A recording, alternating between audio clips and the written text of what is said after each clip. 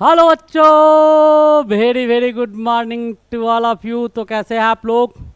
बहुत अच्छे। तो चलिए, आज आपके बीच वही आपका 12 क्लास का बोर्ड एग्जामिनेशन का प्रिपरेशन हम लोग कर रहे थे, और इसमें आपको केमिस्ट्री का यानी रसायन या रसायन शास्त्र का, रसायन विज्ञान का हम लोग विलियन चैप्टर पढ़ रहे थे। और विलियन में पिछले लेक्चर में मैंने वांट ऑफ फैक्टर के विषय में पढ़ा था, संयोजन और वियोजन के विषय में देखे थे। और आज हमारा इसके थ्योरी का लास्ट टॉपिक जो है वो बचा हुआ है, जो आपके बुक में एनसीईआरटी में पहले दिया है, मैं इसे लास्ट में पढ़ा रहा हूँ। और आज का टॉपिक हमारे पास क्या है? घुलनशीलता। हमारे पास जो टॉपिक है वो टॉपिक क्या है? घुलनशीलता एवं हेनरी नियम। घुलनशीलता एवं हेनरी नियम हमारे पास टॉपिक है, और इसी को पढ़ेंगे कि घुलनशीलता क्या होता है, सॉल्युबिलिटी क्या होता है, और हेनरी ने नियम दिया था, वो हेनरी का नियम क्या था। इससे पहले मैंने डाल्टन्स का लॉ पढ़ा, इससे पहले मैंने रॉल्स का लॉ पढ़ा। अब हम किसका नियम पढ़ने जा रहे हैं? तो हेनरी के नियम को जानने की कोशिश करेंगे। ये दो टॉपिक हमारा लास्ट थ्योरी का चैप्टर होगा आज। तो चलिए स्टार्ट करते हैं। लेकिन आप में से अगर किसी ने चैनल को सब्सक्राइब नहीं किया होगा तो चैनल को सब्सक्राइब करना नहीं भूलना है। चलिए, सब्सक्राइब कर लिए होंगे, उम्मीद है आप लोग। तो चलिए स्टार्ट करते हैं कि घुलनशीलता क्या होता है। तो पहले हम लोग पढ़ेंगे इसमें किस टॉपिक को? तो घुलनशीलता को। किसे पढ़ेंगे? घुलनशीलता को हम लोग पहले देखेंगे कि घुलनशीलता क्या होता है। नाम से ही क्लियर है, घुलनशीलता मतलब क्या? एक दूसरे में घुल मिल जाना। एक दूसरे में घुल मिल जाना को ही क्या कहा जाता है? घुलनशीलता कहा जाता है। Very simple. नहीं तो आपको यहाँ अगर टॉपिक दिया हुआ है तो इसको कैसे समझेंगे, उसे समझाने की कोशिश करते हैं। तो घुलनशीलता को यहाँ समझ सकते हैं हम लोग। कैसे समझ सकते हैं कि एक निश्चित ताप एवं दाब पर हम लिख सकते हैं इसको, किसी निश्चित ताप एवं दाब पर, किसी निश्चित ताप एवं दाब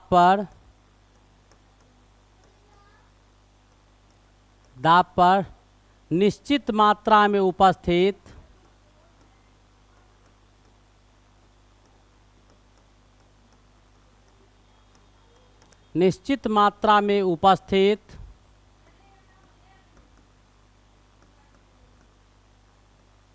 विलायक में, निश्चित मात्रा में उपस्थित विलायक में मिले अधिकतम विलयों की मात्रा को, अधिकतम विलय की मात्रा को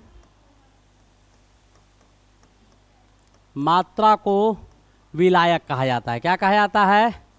विलायक कहा जाता है। क्या कहा जाता है? विलायक कहा जाता है। विलायक कहा जाता है। यानी क्या? आपका निश्चित है, यानी आपको विलायक का अमाउंट निश्चित कर दिया गया है, विलायक की जो मात्रा है वो भी निश्चित है, तापमान को निश्चित कर दिया गया है, दाब को निश्चित कर दिया गया है, और तब उसमें कहता है कि ज़्यादा से ज़्यादा मात्रा में कितने विलय को हम मिला सकते हैं, वही हमारा क्या कहलाता है? तो आपको विलयता कहलाता है। वही आपका क्या कहलाता है? घुलनशीलता कहलाता है, या विलयता भी लिख सकते हैं हम लोग।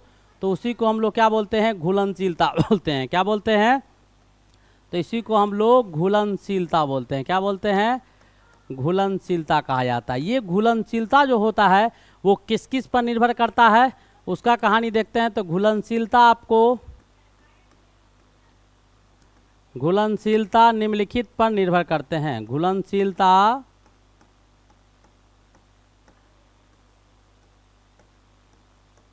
निम्नलिखित पर निर्भर करता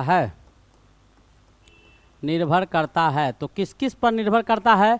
तो घुलनशीलता आपका पहला पॉइंट जो होता है विलय और विलायक के प्रकृति पर। किस पर? विलय तथा विलायक के प्रकृति पर निर्भर करता है। विलय तथा विलायक के प्रकृति पर। किस पर निर्भर करेगा? विलय तथा विलायक के प्रकृति पर निर्भर करेगा, पहला नंबर पॉइंट। दूसरा आपको तापमान पर निर्भर करेगा, टेम्परेचर पर। और तीसरा जो हमारा होगा वो किस पर निर्भर करेगा? तो दाब पर निर्भर करेगा। ये तीन चीज़ पर आपका विलय जो विलायक में मिलता है वो ये तीन चीज़ पर निर्भर करता है, जिसको हम लोग सॉल्युबिलिटी बोलते हैं। जिसको हम लोग क्या बोलते हैं? सॉल्युबिलिटी बोलते हैं। घुलनशीलता का इकाई क्या होता है? घुलनशीलता का इकाई क्या होता है? तो घुलनशीलता का इकाई आपका ग्राम पर लीटर होगा, या इसी को हम लोग लिख सकते हैं मोल पर लीटर। क्या लिख सकते हैं? मोल पर लीटर। यानी 1 लीटर विलियन में कितने मोल आपको विलय घुले हुए हैं, या फिर 1 लीटर विलियन में कितना ग्राम विलय को घुलाया गया है, उसमें मिलाया गया है, वही आपका घुलनशीलता का इकाई कहलाता है। घुलनशीलता का क्या कहलाता है? इकाई कहलाता है। अब हम पहला पॉइंट को आपके सामने दर्शाते हैं कि नेचर ऑफ सॉल्यूट। पहला पॉइंट क्या करता है? विलय तथा विलायक, विलय तथा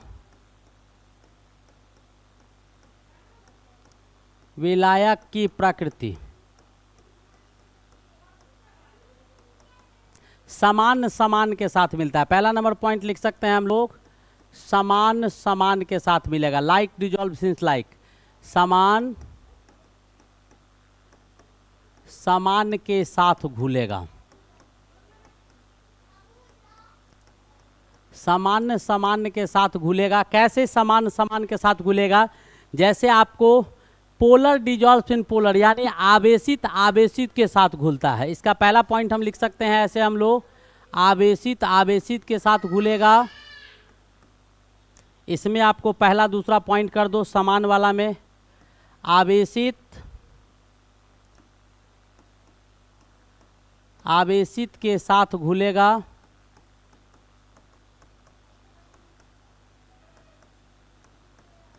आवेशित आवेशित के साथ घुलेगा। जैसे हम आपको एक एग्जांपल ले ले कि NaCl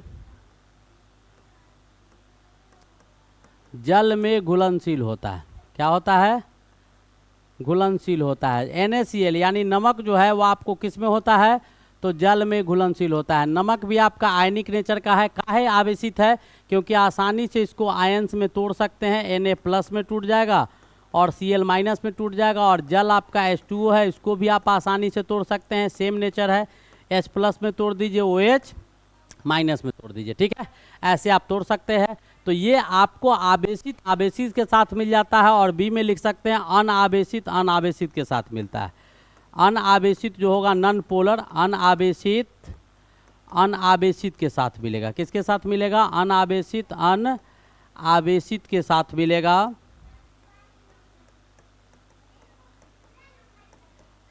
साथ घुलेगा, अनावेशित अनावेशित के साथ घुलेगा। जैसे इसका भी आप एक एग्जांपल आपको बता दे कि जैसे आपका एक एग्जांपल आप इसका लिख सकते हैं कि नैप्थेलीन, नैप्थेलीन बेंजीन में घुलनशील है। बेंजीन में क्या है? तो घुलनशील है। नैप्थेलीन को आसानी से क्या कर सकते हैं? बेंजीन में मिला सकते हैं। ये भी आपको अनावेशित है, ये भी अनावेशित है।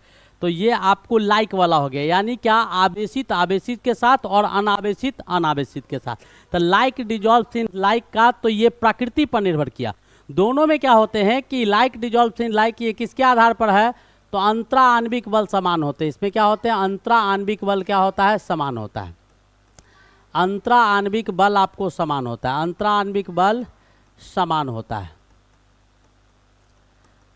तो समान अंतरा आणविक बल होंगे तो एक टूट जाएगा, वैसे दूसरे बॉन्ड आसानी से वो बना लेता है, ठीक है। तो मॉलिक्यूल्स जो बॉन्ड बनाता है, अणु जो बॉन्ड बनाते हैं, वो भी अलग अलग प्रकार के होते हैं। तो सेम प्रकार का बॉन्ड किसी से टूट गया और दूसरे के साथ मिलकर उसी प्रकार का बॉन्ड वो आसानी से बना सकता है। तो इसके आधार पर हम दो भाग में इसको क्या कर सकते हैं? क्लासिफाई कर सकते हैं। अब इसके बाद हमारे पास आता क्या है?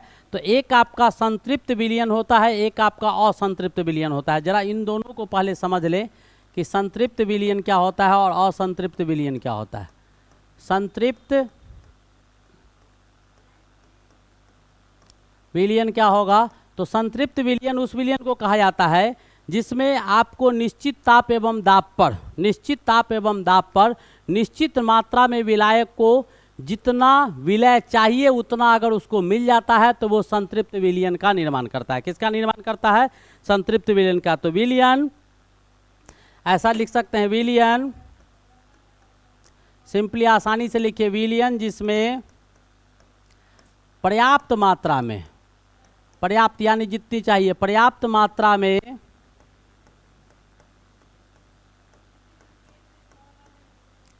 विलय पदार्थ उपस्थित हो, विलय पदार्थ उपस्थित हो, उसे क्या कहा जाता है?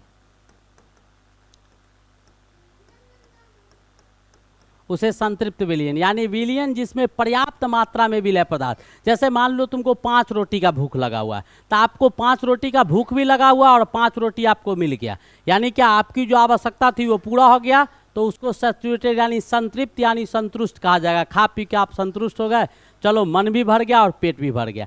5 रोटी का भूख लगा हुआ है, 2 रोटी आपको मिला, 3 रोटी नहीं मिला, तो आधा पेट भरेगा, आधा भूख लगा हुआ रहेगा। या 5 रोटी की जगह पर कोई 7 रोटी दे दे तो कंठ तक आ जाएगा, दोनों क्या हो जाएगा? अनपच हो जाएगा।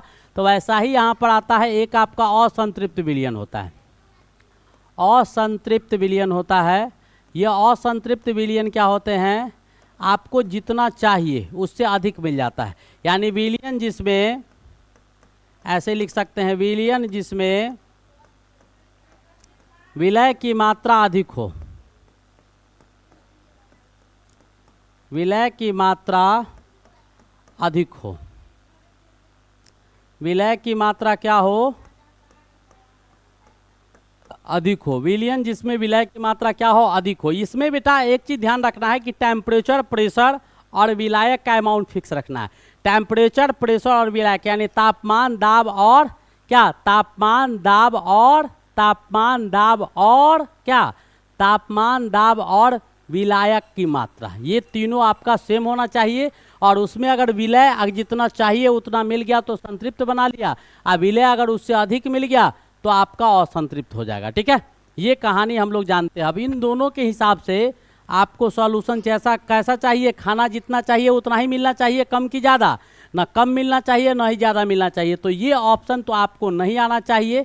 ठीक है, तो हमारे पास इसको हम लिख सकते हैं, क्या लिख सकते हैं? इसका बेहतरीन डेफिनीशन आपको विलयता का यहाँ से दे सकते हैं, क्या? कि आपका संतृप्त विलयन, संतृप्त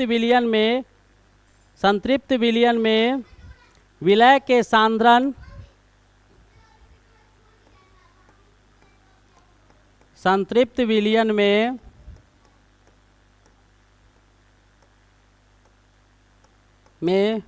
विलय की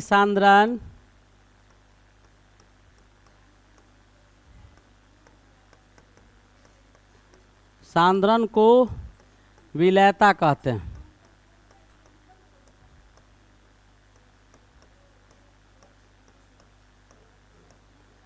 संतृप्त विलयन में विलय की जो सांद्रण होती है, सांद्रण हम पहले ही बताए थे, कंसंट्रेशन यानी क्या? मोल पर लीटर, यानी संतृप्त विलयन में विलय की जो मात्रा उपस्थित होती है, तो इसको ऐसे डिफाइन कर लिख सकते हैं, संतृप्त विलयन में विलय की सांद्रण को क्या कहा जाता है?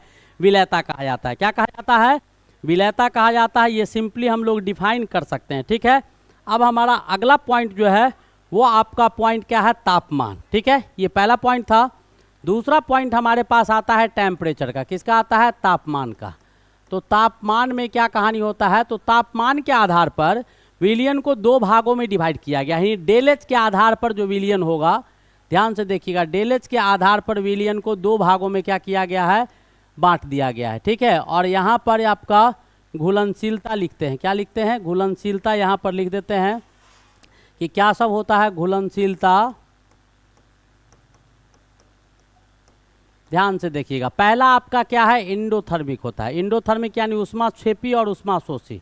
ठीक है, एक आपका ऊष्माशोषी होता है। ऊष्माशोषी को अभिक्रिया टेम्परेचर चाहिए, इसको अगर टेम्परेचर आप दीजिएगा, ऊष्माशोषी को टेम्परेचर चाहिए, ऊष्मा सोचता है, सोखने का काम करता है, लेता है, जब इसको टेम्परेचर दीजिएगा तो अभिक्रिया तेजी से होगा, यानी विलयता आपका बढ़ेगा, सॉल्युबिलिटी जो हो जाएगा ये आपको इसमें बढ़ जाएगा, घुलनशीलता बढ़ जाएगा। एक आपको होता है ऊष्माक्षेपी, ये आपको क्या होता है? ऊष्माक्षेपी। ऊष्माक्षेपी में टेम्परेचर हमको मिलता है, जब केमिकल रिएक्शन होता है तो वहाँ से तापमान हमको मिलता है, तो इसको टेम्परेचर नहीं चाहिए, तो तापमान अगर इसमें बढ़ा दीजिएगा तो यहाँ पर घुलनशीलता घटेगा। घुलनशीलता क्या होगा? तो एक में टेम्परेचर बढ़ाने पर बढ़ता है, एक में टेम्परेचर घटाने पर बढ़ता है। यहाँ पर उल्टा क्या हो जाएगा? या टेम्परेचर घटेगा तो सॉल्युबिलिटी क्या हो जाएगा? बढ़ जाएगा। सॉल्युबिलिटी क्या हो जाएगा? बढ़ जाएगा। लेकिन ये जो काम करता है वो किसमें काम करता है, तो ये तापमान का कहानी जो हम इतना आपको समझाए हैं, ये तब काम करता है जब आपका यानी ठोस विलय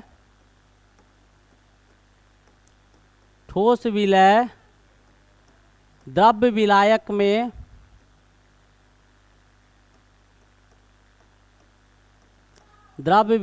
का विलयन हो।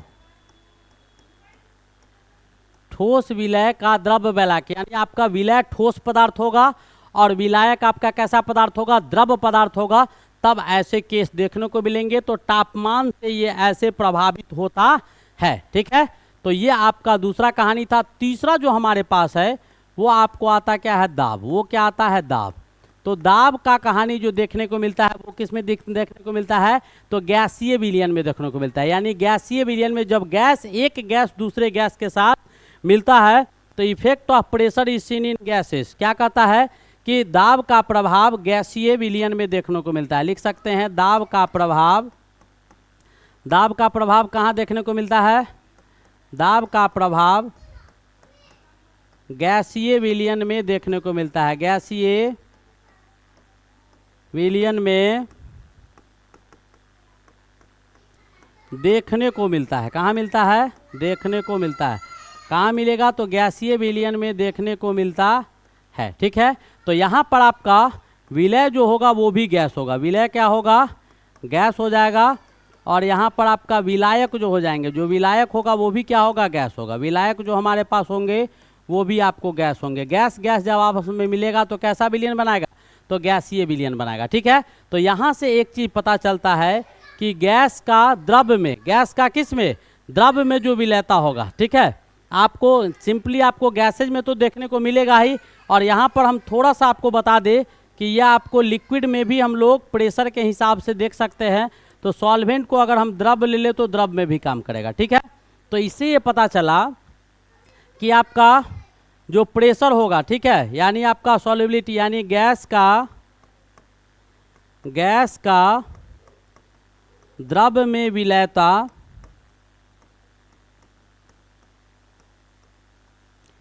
डायरेक्टली प्रोपोर्शनल होगा। गैस का द्रव में विलयता जो होगा वो आपको डायरेक्टली प्रोपोर्शनल होगा। किसके डायरेक्टली प्रोपोर्शनल होगा, तो गैस जो आपका द्रव में मिलेगा वो आपको किसके डायरेक्टली प्रोपोर्शनल होता है, के सतह के अर्धदाब, यानी द्रव के सतह के ऊपर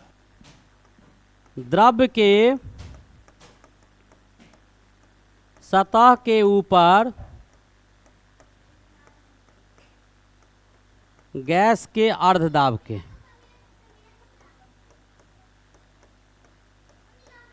गैस के सतह के ऊपर जो द्रव का, गैस के सतह के ऊपर जो आपका यानी द्रव के सतह के ऊपर जो गैस का पार्शियल प्रेशर होगा उसको आप बढ़ाइएगा तो गैस आपको द्रव में तेजी से मिलेगा। और यही कहानी, यही क्या कहलाता है, हेनरी का नियम कहलाता है। यही क्या कहलाता है, हेनरी का नियम यही कहलाता था।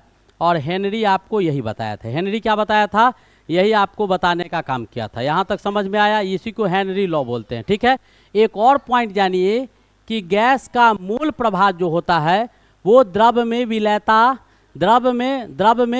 गैस का मूल प्रभाव जो होता है वो द्रव में गैस की विलयता को दर्शाता है। गैस का मूल प्रभाव,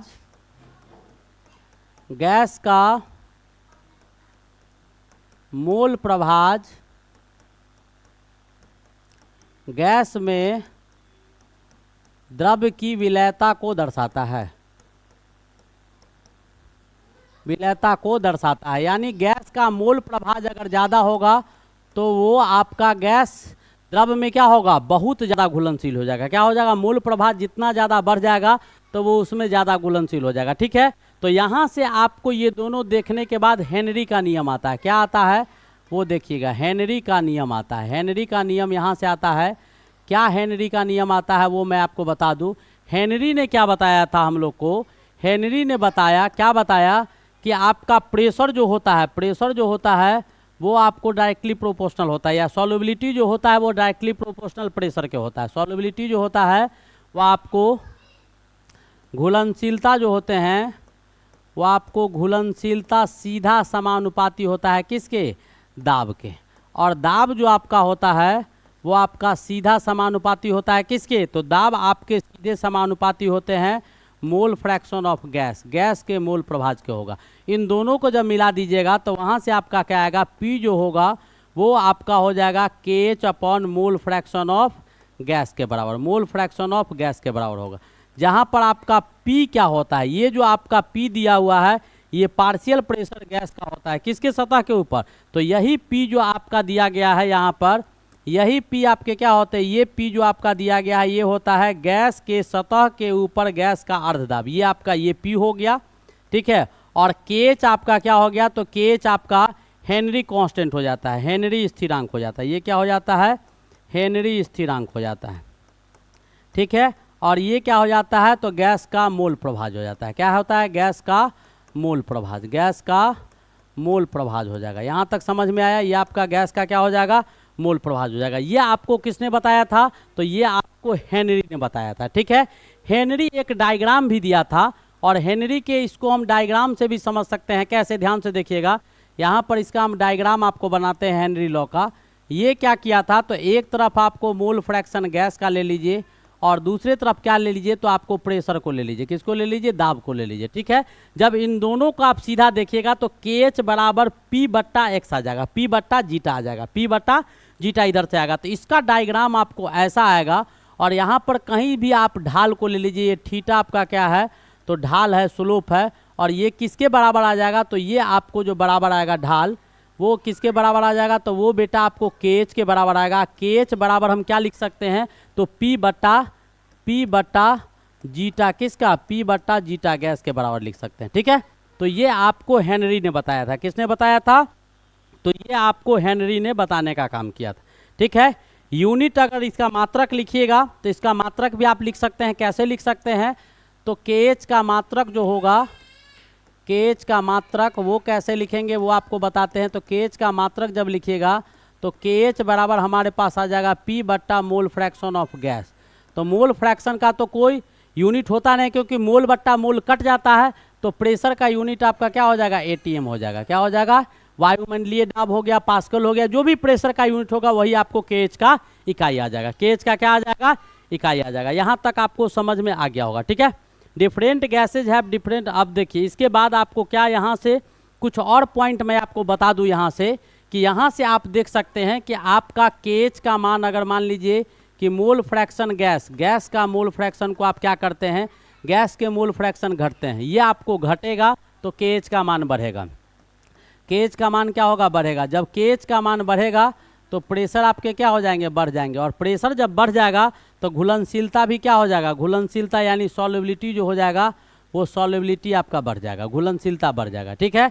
अगर यहाँ पर गैस के मोल फ्रैक्शन, गैस के मोल प्रभाज्य के मान को बढ़ा दीजिएगा, ये बढ़ेगा तो KH का मान आपका क्या हो जाएगा, घट जाएगा, KH का मान घट जाएगा। और जैसे ही आपका KH का मान यहाँ से डिक्रीज करेगा, घटेगा, तो KH के मान घटने के साथ प्रेशर आपके घट जाएंगे, और प्रेशर घट जाएंगे तो सॉल्युबिलिटी आपका क्या हो जाएगा, घट जाएगा। तो ये दो पॉइंट आपको बहुत ज़्यादा मदद करेगा, ये भी आपको समझना चाहिए, ये भी आपको क्या करना चाहिए, समझना चाहिए। यहाँ तक कहीं से कोई दिक्कत है नहीं, KH इज टेकन। अब देखिए यहाँ तक आपको समझ में आ गया, यहाँ तक समझ आ गया। अब कहता है कि विभिन्न गैसों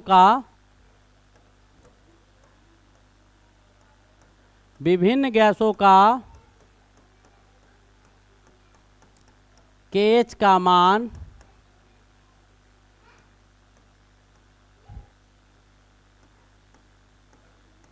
विभिन्न विलायकों में विभिन्न होता है,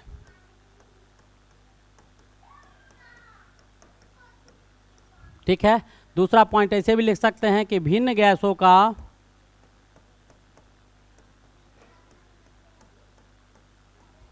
या समान गैसों का, किस गैसों का, समान गैसों का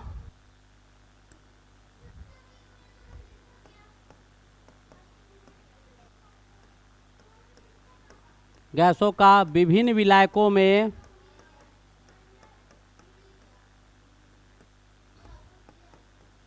KH का मान विभिन्न होता है,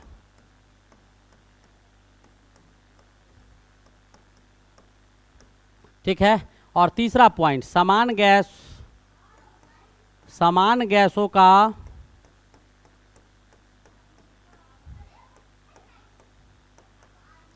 समान विलायकों में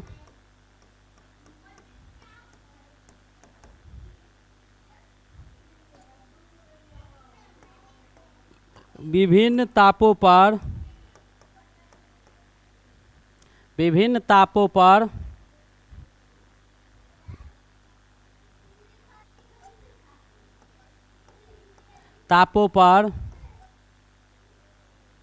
KH का मान विभिन्न होता है।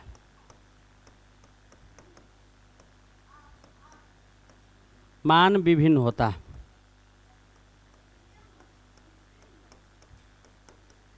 अब देखिए बहुत इंपॉर्टेंट पॉइंट है। पहला तो कहता है कि आपका गैस है, यानी विलय को चेंज कर दीजिए, विलायक को चेंज कर दीजिए और तापमान को चेंज करिए, यानी किसी को भी चेंज कीजिएगा तो KH का मान आपका बदल जाएगा। KH का मान भी बदल जाएगा। गैस को समान कर दीजिए, यानी गैस आपका विलय है, विलय को समान कर दीजिए, विलायक को बदलते रहिए, तब भी KH का मान क्या हो जाएगा, बदल जाएगा। और तीसरा कहता है कि विलय को भी समान कर दीजिए और विलायक को भी समान कर दीजिए। विलय भी समान है, विलायक भी समान है, यानी समान गैस है और समान आपको द्रव दिए गए हैं। और तापमान को अलग कर दीजिएगा, तापमान को बदलते रहिएगा, तब भी KH का मान अलग अलग आता है। ये 3 पॉइंट, यानी विलय बदलने पर, विलायक बदलने पर KH का मान बदल जाएगा। विलय समान रहेगा, केवल विलायक को बदलेंगे फिर भी KH का मान बदल जाएगा। और विलय भी समान होगा, विलायक भी समान होगा, केवल तापमान को बदलेंगे तब भी हमारा KH का मान क्या हो जाएगा, बदल जाएगा। जैसे आप ध्यान दीजिएगा, मैं आपको बताता हूँ। जैसे आपके सामने मैंने कुछ लिखा है, आप देखिएगा। कुछ वैल्यू मैं आपको दिखा दिया हूँ कि जैसे विभिन्न गैसों का भिन्न ताप पर जल में, आपको यहाँ पर क्या किया गया है, विलायक फिक्स कर दिया गया है। विलायक आपका जल दिया हुआ है, गैस आपको अलग अलग है। हीलियम गैस 293 डिग्री पर, KH का मान किलो बार में लिए हैं, टेम्परेचर आपको केल्विन में, यानी हीलियम गैस है, जल में मिलाया गया है। सबको किस में मिलाया गया है, जल में। तो हीलियम गैस को इतना टेम्परेचर पर जल में मिलाते हैं तो KH इतना आता है। वैसे ही हाइड्रोजन गैस को 293 केल्विन पर मिला देते हैं जल में, तो उसके KH का मान 69.16 किलो बार आता है। नाइट्रोजन को 293 पर, यहाँ देखिए आपका दोनों नाइट्रोजन गैस भी सेम है और जल में मिलाया गया है, यानी आपको विलय भी सेम है, विलायक भी सेम है, केवल तापमान को बदल दिए हैं यहाँ पर। तो तापमान बदलने पर आपका KH का मान बदल गया। यहाँ देखिए ऑक्सीजन दिया गया है, ऑक्सीजन गैस भी सेम है और इसको वाटर में मिलाया गया है, तो ये भी सेम है। वाटर जल भी सेम है, यानी क्या विलय भी सेम है, विलायक भी सेम है। और आपको तापमान बदलने पर आपका KH का मान क्या कर गया है, चेंज कर गया है। वैसे ही आपको आर्गन का है, CO2 गैस का है और मीथेन गैस का है और आपको फॉर्मल्डिहाइड का है। कुछ का मैंने वैल्यू आपके सामने लिख दिया है जो क्वेश्चंस में आपके लिए इंपॉर्टेंट होगा। चलिए आगे बढ़ते हैं। हमारा अगला पॉइंट क्या है, तो आप देखिए आपके सामने एक क्वेश्चन है, बहुत ही प्यारा सा खूबसूरत सा क्वेश्चन है। क्या कहता है कि पानी में CO2 के लिए हेनरी का नियम स्थिरांक 298 केल्विन पर इतना दिया हुआ है। हेनरी का कांस्टेंट यानी KH का मान आपको कितना दिया हुआ है, क्वेश्चन में 1.67 इंटू 10⁸ पास्कल दिया हुआ है। ठीक है, इतना आपको दिया हुआ है। कहता है टेम्परेचर आपका 298 केल्विन है, कार्बन डाइऑक्साइड आपका गैस दिया हुआ है। कहता है कि 500 मिलीलीटर सोडा पानी को 298 पर इतना ATM प्रेशर दिया हुआ है CO2 दाब के पैक करने पर, यानी सोडा वाटर है उसमें कार्बन डाइऑक्साइड गैस को मिलाया गया है। सोडा वाटर में CO2 गैस, जो सोडा वाटर आप सोडा पीते हैं ना, ड्रिंक्स जो पीते हैं कोल्ड ड्रिंक्स, उसमें कार्बन डाइऑक्साइड गैस को मिलाया गया है। कितना पर, तो 2.5 ATM प्रेशर पर मिलाया गया है। टेम्परेचर आपको इतना दिया गया है और 500 मिलीलीटर का आता है ना ठंडा, आपको 500 ml का जो ठंडा आता है, तो 500 ml के ठंडा में कितना मात्रा में इतना ATM पर, इतना ताप पर, इतना ATM यानी इतना दाब पर, इतना ताप पर 500 ml आपका सोडा वाटर में कितना CO2 की मात्रा मिलाया गया होगा। यदि KH का मान जो आपका दिया गया है वो CO2 के लिए दिया गया हेनरी के स्थिरांक से इतना केल्विन पर इतना दिया गया है। ठीक है, तो आपके सामने फॉर्मूला है, तो आपको निकालना क्या है, PCO2 बराबर क्या हो जाएगा, तो KH गुने mole fraction of CO2 gas, mole fraction of CO2 gas. ठीक है, आपको PCO2 आपको दिया गया है, PCO2 आपको कितना दिया हुआ है, तो 2.5 ATM। यहाँ से क्या कीजिए, XCO2 बराबर क्या हो जाएगा, तो आपको PCO2 हो जाएगा बट्टा आपका KH हो जाएगा। ठीक है, इस वैल्यू को डालिए तो PCO2 आपको कितना दिया हुआ है, तो PCO2 गैस का आपका दिया हुआ है कितना, जो आपका PCO2 गैस का है 2.5 ATM दिया हुआ है। इसको क्या कीजिए, तो पास्कल में चेंज कर लीजिए क्योंकि ऊपर वाला पास्कल में था, तो 1.01 इंटू 10⁻⁴ 1.5 पास्कल के बराबर हो जाएगा। कितना हो जाएगा? 10 to the power 1.10 into 10 to the power कितना? 5 पास्कल के बराबर हो जाएगा। यहाँ तक कोई दिक्कत हमारे ख्याल से नहीं होना चाहिए, ठीक है। और नीचे क्या आ जाएगा? KH का मान आपको कितना दिया हुआ है? तो KH का मान आपको दिया हुआ है ऊपर में 1.67 into 10 to the power 8 pascal दिया हुआ है, ठीक है। अब इसको क्या कीजिए तो पास्कल से पास्कल आपका कट ही जाएगा, यूनिट लेस होता है मोल फ्रैक्शन। अब इसको डिवाइड कीजिएगा तो 1.52 इंटू 10 टू दी पावर -3 आ जाएगा। यहाँ तक आपको उम्मीद है समझ में आ गया होगा। अब मोल फ्रैक्शन CO2 का लिखिएगा तो number of moles of CO2 बटा number of moles of carbon dioxide पानी में मिलाया गया तो number of moles of water बराबर क्या हो जाएगा? Number of moles of water बराबर 1.52 इंटू 10 टू दी पावर -3 हो जाएगा, ठीक है। अब इसके बाद यहाँ से आपको दिमाग लगाना होगा। क्या दिमाग लगाना होगा? मैं दिमाग लगा के बताता हूँ कि number of moles of carbon dioxide जो है वो वाटर के तुलना में बहुत कम है। वाटर के तुलना में क्या है? वाटर के मोलों के तुलना में आपका बहुत कम है। तो वाटर के तुलना में मोल्स कम है, इसलिए NO2 को छोड़ देंगे। इसको क्या करेंगे हम लोग? छोड़ेंगे। लेकिन कहाँ छोड़ेंगे वो आपको ध्यान में रखना होगा, नेगलेक्ट कर देंगे। छोड़ेंगे कैसे छोड़ेंगे वो आपको सोचना होगा। तो जहाँ पर number of moles carbon dioxide water के साथ मिला हो तो वाटर के तुलना में नेग्लिजिबल है, तो जल के साथ जहाँ कार्बन डाइऑक्साइड होगा उसको इसको छोड़ देंगे, इग्नोर कर देंगे। इसको क्या कर देंगे? छोड़ देंगे। तब हमारे पास क्या आ जाएगा? तो NCO2 बराबर हमारे पास क्या आ जाएगा? NH2 आ जाएगा। CO2 को इग्नोर कर देंगे, ये आ जाएगा 1.52 इंटू 10 टू दी पावर -3 आ जाएगा। यहाँ से NCO2 आप निकालिएगा तो ये क्या आ जाएगा? 1.52 इंटू 10 टू दी पावर -3 और गुने number of moles of water, number of moles of water, ठीक है। अब number of moles of water क्या आएगा उसका कहानी है, तो उसको जरा सा ध्यान से देखना होगा। तो वो कैसे हम समझेंगे वो आपको यहाँ से समझ में आएगा। नंबर ऑफ मोल्स वाटर का है तो ये लिख देते हैं 1.52 इंटू 10 टू दी पावर -3। और वाटर का नंबर ऑफ मोल्स यानी गिवन वेट वाटर का कितना है तो वो हमको नहीं पता है। वाटर का नंबर ऑफ मोल्स यानी क्या? गिवन वेट बटा मोलर वेट। तो मोलर वेट जानते हैं कि वाटर का कितना होता है? 18 होता है, ठीक है। मोलर भार 18 होता है, लेकिन वेट कितना दिया गया है? तो यहाँ 500 ml दिया गया है। तो सामान्य घनत्व जो वाटर का होता है वो क्या होता है? तो 1 ग्राम पर ml होता है। यानी क्या? 1 ml में 1 ग्राम होता है। तो 500 ml में कितना ग्राम हो गया? तो 500 ग्राम हो गया। कितना ग्राम हो गया? 500 ग्राम। तो यहाँ लिख देंगे क्या? 500 ग्राम। आपको वेट पता चल गया। अब इसको क्या करना है? सॉल्व करना है। जैसे ही आप सॉल्व कीजिएगा इसको तो आपका 1.84 ग्राम के करीब आएगा। इसको लगभग हम लोग 1.8 ग्राम लिख सकते हैं। तो कौन सा ऑप्शन होगा? D is the correct option. D is the correct option. Very good. Next question की ओर मूव करते हैं और आज का हमारा अगला क्वेश्चन क्या है सो देखिएगा। क्या कहता है? ये आपको प्रश्न दिए गए हैं। क्या प्रश्न दिए गए हैं? तो 298 केल्विन पर। ये बहुत जबरदस्त क्वेश्चन है। ये आपको IIT JEE 2009 में पूछा गया है क्वेश्चन। कब पूछा गया है? तो 2009 में। ये JEE 2009 का पूछा गया क्वेश्चन है। IIT JEE 2009 में पूछा गया है ये क्वेश्चन। और क्या पूछा गया है जरा ध्यान से देखिएगा। क्या कहता है कि 298 केल्विन पर पानी में नाइट्रोजन गैस के लिए KH का जो मान है, नाइट्रोजन गैस के लिए KH का मान आपको इतना ATM दिया गया है। कहता है वायु में नाइट्रोजन का मोल अंश, मोल प्रभाज वायु में 0.8 दिया गया है। अब कहता है कि 298 केल्विन और 5 ATM पर H2O के 10 मोल में घुली हवा से नाइट्रोजन के मोलों की संख्या निकाले। तो पहले तो आपको ये निकालना होगा कि हवा में नाइट्रोजन गैस के द्वारा दाब कितना लगाया जाता है। हवा में नाइट्रोजन गैस के द्वारा दाब कितना लगाया जाता है, पहले ये चीज़ निकालना होगा। हवा में N2 गैस के द्वारा लगा दाब, गैस के द्वारा लगा दाब, गैस के द्वारा लगा दाब क्या होगा ये आपको निकालना होगा हवा में, ठीक है। तो 5 मोल तो यहाँ लगा रहा है, तो नाइट्रोजन के कारण कितना लगेगा ये आपको जानना जरूरी है। टोटल 5 मोल आपको दिया हुआ, तो इसके लिए आपको डाल्टन का नियम लगाना होगा। किसका नियम लगाना होगा? डाल्टन का नियम लगाएंगे। तो डाल्टन का नियम आप लगाइएगा जैसे ही, तो आपके पास क्या आ जाएगा वो देखिएगा। डाल्टन का नियम लगाएंगे तो डाल्टन का नियम हमारे पास क्या कहता है? तो डाल्टन का नियम बहुत सीधा कहता है। क्या कहता है कि जो आपका P होगा, जो आपके P होंगे वो P किसके बराबर होंगे?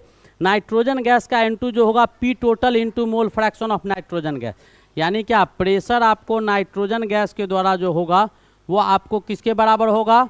तो वो आपको सीधा बराबर हो जाएगा P टोटल यानी टोटल प्रेशर आगुने क्या मोल फ्रैक्शन ऑफ N2 के बराबर हो जाएगा, N2 गैस के बराबर। अब आपको P नाइट्रोजन गैस के द्वारा आपको निकालना है। तो नाइट्रोजन गैस के द्वारा कैसे निकलेगा? तो वो आपको निकालने के लिए करना क्या होगा? तो P टोटल आपका टोटल प्रेशर कितना दिया हुआ है?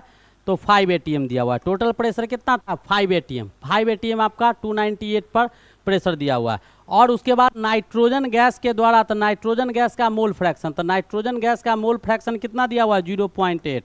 तो ये कितना लगा दिया भाई, तो 4 एटीएम लगा दिया। ठीक है, तो बचा क्या, नाइट्रोजन के बाद जो बचा गैस इसमें होगा वो ऑक्सीजन होगा। बचा गैस क्या होगा, बचा गैस O2 का दाब कितना हो जाएगा, तो टोटल 5 था, 4 नाइट्रोजन लगाया, तो 1 एटीएम कौन लगा रहा होगा, तो 1 एटीएम ऑक्सीजन का है। काहे कि हमारे एटमॉस्फेयर में जो एयर पाया जाता है उसमें 78% नाइट्रोजन होता है, 21% ऑक्सीजन होता है, 1% में सब गैस होता है। तो 4% नाइट्रोजन लगा दिया तो 1% आपके पास क्या बच गया, तो मात्र 1% आपके पास ऑक्सीजन बच जाता है। कितना परसेंट, 1% ऑक्सीजन बच गया। तो नाइट्रोजन कितना लगाया वो आपको निकल गया नाइट्रोजन का प्रेशर। अब किसका नियम लगा दीजिए, तो हेनरी का नियम लगा दीजिए। हेनरी का नियम लगाइए, जो क्वेश्चन पूछ रहा है उस क्वेश्चन को सॉल्व कीजिए। हेनरी का नियम लगाइए, तो हेनरी का नियम आपका क्या कहता है, तो हेनरी का नियम आप लगाइएगा तो आपको P/N2 जो होगा वो आपको KH गुने मोल फ्रैक्शन ऑफ N2 के बराबर हो जाएगा। ठीक है, अब फटाफट हेनरी का नियम आप लगा दीजिए। तो P जो आपका प्रेशर हेनरी के द्वारा आया, तो यहाँ से निकाल लीजिए मोल फ्रैक्शन ऑफ N2 जो होगा वो किसके बराबर हो जाएगा, तो P/N2 बटा KH के बराबर हो जाएगा। किसके बराबर हो जाएगा, KH के बराबर। तो यहाँ से आप P/N2 नाइट्रोजन कितना, तो 4 एटीएम लगा रहा है। कितना लगा रहा है, 4 एटीएम नाइट्रोजन के द्वारा जो लग रहा है वो कितना लग रहा है, तो 4 एटीएम लग रहा है। कितना लग रहा है भाई, 4 एटीएम लग रहा है। और इसका कितना दिया हुआ है, तो सब वैल्यू को डालो। जैसे ही आप वैल्यू को डालिएगा सॉल्व कीजिएगा, जो आंसर होगा आपका आ जाएगा। बहुत सिंपल क्वेश्चन था, बेसिकली सिंपल।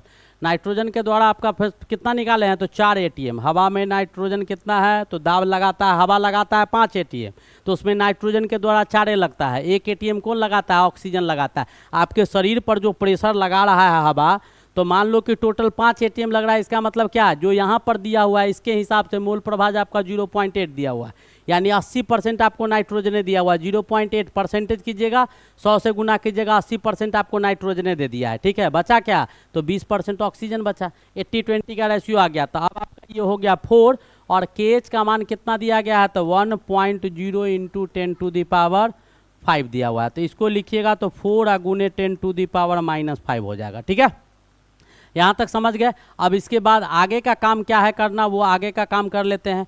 तो यहाँ पर मोल फ्रैक्शन ऑफ नाइट्रोजन, तो क्या, नाइट्रोजन का number of moles of nitrogen बट्टा number of moles of nitrogen plus nitrogen को किस में मिलाया गया है, तो वाटर में मिलाया गया है। नाइट्रोजन बराबर कितना हो जाएगा, तो ये आपका दिया हुआ है 4 × 10⁵ दिया हुआ है, 4 × 10⁻⁵। ठीक है, ये आ गया। अब आपको यहाँ पर वही कहानी कि नंबर ऑफ मोल्स जो नाइट्रोजन के है उससे बहुत ज़्यादा नंबर ऑफ मोल्स किसका है, तो नंबर ऑफ मोल्स आपको स्मॉल n लिखिएगा। नंबर ऑफ मोल्स आपका वाटर का है, तो इसको क्या करेंगे, छोड़ देंगे। इसको क्या करेंगे, छोड़ देंगे। किसके तुलना में, वाटर के तुलना में।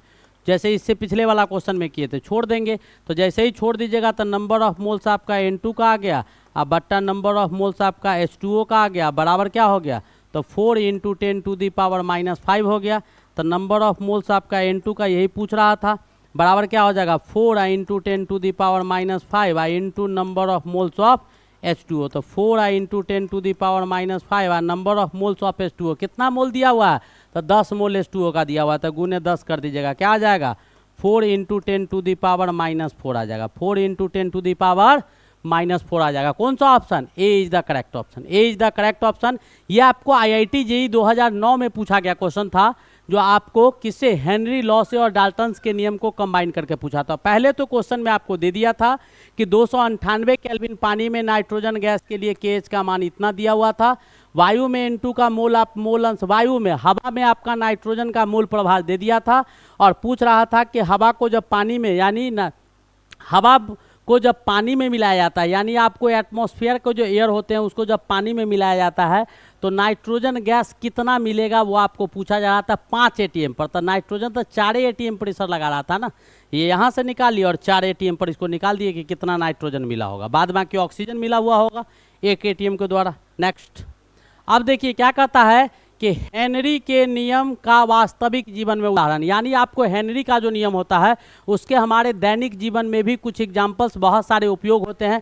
पहला चीज़ कहता है कि जो आप कोल्ड ड्रिंक्स देखते हैं, जैसे मैं आपको इसको समझाता हूं, जैसे मान लो कि आपका कोल्ड ड्रिंक्स है, तो कोल्ड ड्रिंक्स में आप क्या देखिएगा, कोल्ड ड्रिंक्स जो आप लोग पीते हैं वो कोल्ड ड्रिंक्स में क्या होता है कि उच्च दाब पर क्या होता है, हाई टेम्परेचर पर कार्बन डाइऑक्साइड गैस को भरा जाता है।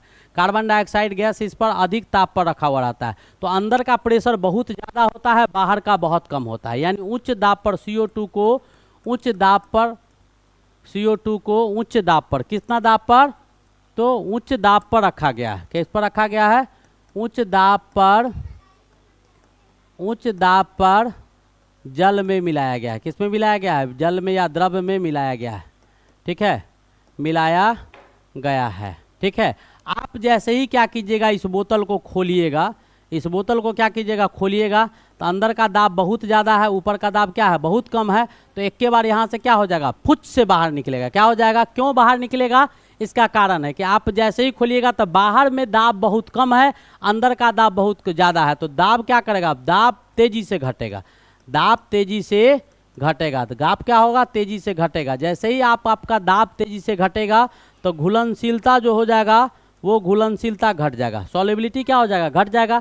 और जैसे ही सॉल्युबिलिटी घटेगा तो ऑक्सीजन, कार्बन डाइऑक्साइड गैस यहाँ से तेजी से बाहर निकलेगा। सॉल्युबिलिटी घटेगा तो आपको CO2 गैस जो है वो तेजी से बाहर निकलेगा। तेजी से क्या होगा, तेजी से बाहर निकलेगा। और जैसे ही तेजी से बाहर निकलेगा वैसे ही अपने साथ बहुत सारे कोल्ड ड्रिंक्स को क्या होगा, कोल्ड ड्रिंक्स को अपने साथ बाहर निकाल के फेन के रूप में बाहर फेंक देता है। तो ये आपको एक एग्जाम्पल है। ढक्कन खोलने के बाद देखिए, ढक्कन रखने के बाद वही कहता है कि मृद पेयजल में CO2 की विलयता बढ़ाने के लिए उस पर उच्च दाब आरोपित कर बोतल में सील कर दिया जाता है। हाई टेम्परेचर या हाई प्रेशर पर यानी उच्च दाब पर हम कार्बन डाइऑक्साइड गैस को कोल्ड ड्रिंक्स में मिला देते हैं, इसीलिए उसका बोतल भी मजबूत रहता है। देखता होगा शीशा का भी बोतल या ऐसे बहुत मजबूत रहता है, ठीक है।